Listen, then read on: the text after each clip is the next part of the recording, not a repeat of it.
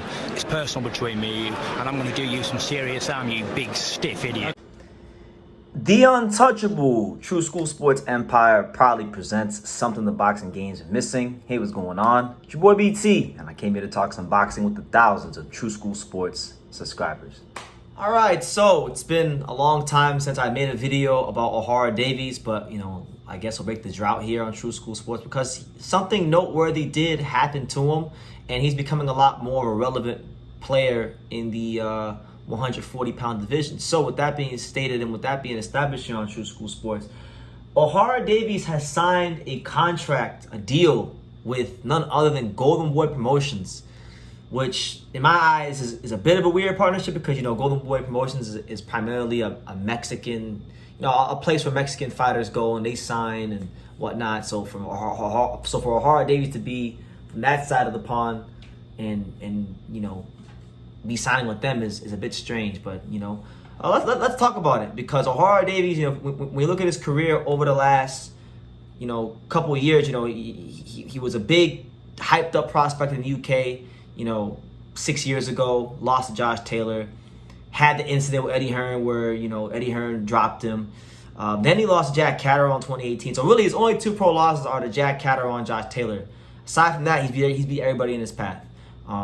He beat my friend Logan Yoon, who was a good friend of the channel, and then after he beat Logan Yoon disappeared. Like I literally have not seen, heard, and I don't know anything about Logan Yoon since Ohara. Like Ohara Davies literally beat Logan Yoon into witness protection, and that was a fight where I talked a lot of trash, and Ohara Davies probably caught wind of it, and it motivated him to do what he did to Logan Yoon. So.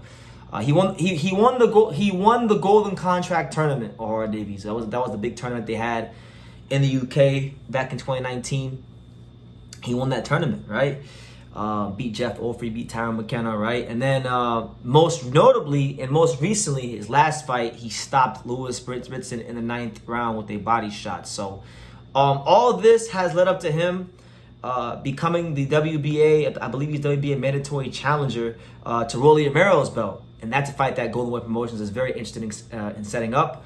And yeah, so with that being said, Oscar de la Hoya commented on signing Ohara Davies, and here's what he stated about Ohara Davies. He stated the following, and I quote, "We are in the business of making world champions, and we will make Ohara Davies one of them under our promotional family. He has the grit, the determination, and bad blood against Romero to fuel him as he campaigns for the WBA world title very soon. Keep an eye out for him." Now, I look at this signing in a couple of ways for Ohara. First and foremost, the Rolly fight, I think, is a winnable fight for him. Rolly is a very beatable fighter, to put it lightly. Like, I like Rolly. I met Rolly. I've interviewed him. But all that stuff aside, he's a very beatable fighter. Rolly is very over-reliant upon his athleticism and his power. And truth be told, his punching power at that world-class level. We've seen it with Jackson Mariñez. We've seen it with Ismael Barroso. It leaves a lot to be desired. And I don't think he has a plan B outside of his power. Now, you give Rolly credit because he didn't really box. Like, he hasn't been boxing that long compared to other champions or contenders in the division. So for him to get this far in itself is an accomplishment. But I say that to say that Ohara Davies will be a really interesting fight. Ohara, explosive puncher. Ohara, athletic. Ohara been in big fights. Ohara has been in there with some of the best fighters in this weight class and the best fighters in the world. So I like that fight. But this is going to go one of either two ways. Three ways. Either A, Ohara Davies will get the Rolly fight and will get his chance to become world champion, right? B, Rolly will vacate the belt and Ohara will fight somebody for a vacant belt.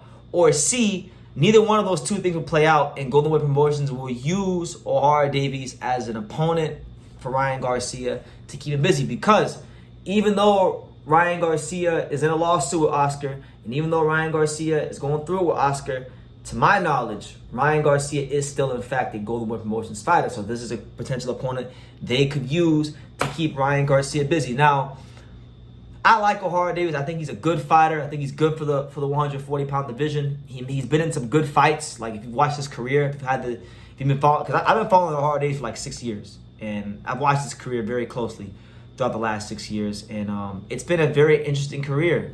From being being the guy that called out Floyd Mayweather, called out Gervonta Davis to Floyd Mayweather in the infamous clip, to then, you know, being hailed as the next, you know, a big time prospect in the UK. Then he got put in there against another big time prospect, Josh Taylor. You know, then he quit, right, in the fight.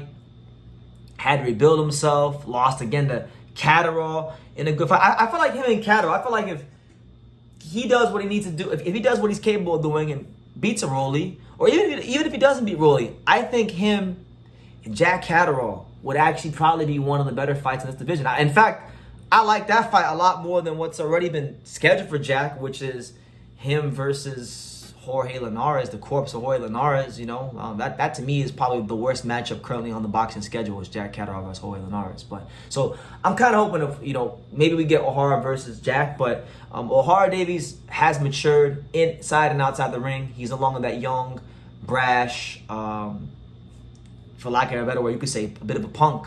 He's a more matured, more level-headed, calmer fighter, and that's why you're seeing more mature performances against higher level opposition. So him and Rolly, I know Rolly has his own plans. I know Rolly probably wants to fight Tio, which would be a bigger fight, but you know, he's quote unquote the champion. So he's got to fulfill his obligations. Otherwise, he won't be a champion anymore. So yeah, that's the news. Ohara Davies is officially a Golden Boy Promotions fighter, and I look very forward to seeing what Ohara Davies can do and how Golden Boy moves. Like, how is Golden Boy gonna move Ohara Davies? Because Ohara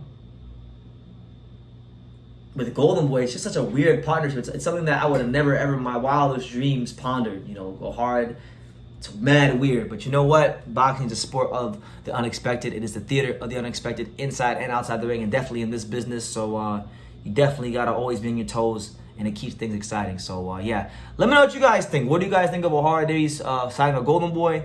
What do you think about his chances in a Rolly fight? And yeah, you know, let me know what you guys think in the comments down below. Make sure you guys take the time to subscribe. And like I say in every single one of these videos, you can love me or you can hate me, but I'm just kidding, dang it. So until next time, take care, guys. Thank you for watching another video on the untouchable True School Sports Empire. We're here at the Hatanaka Boxing Gym in Nagoya, Japan. And for more great videos just like this one, make sure you guys click right here.